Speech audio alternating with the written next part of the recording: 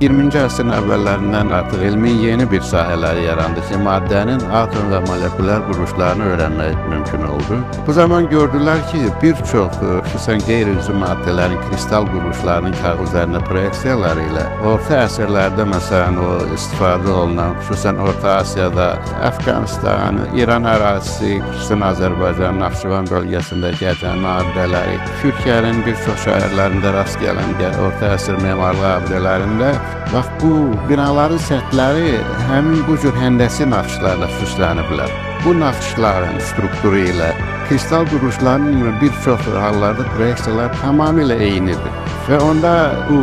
alimlərdə diqqətlərini çəkdi və onlar kristal strukturları ilə naxışların bağlılığı arasında müəyyən artıq elm məqalələr getdi və elm üçün bu naxışlar necə istifadə oluna bilər, elm naxış sənətinə nə verə bilər, bu cür məqalələr bu gün də davam edir, inkişaf edilir və kristallografiya olmasa bu naxışları başa düşmək mümkün deyil.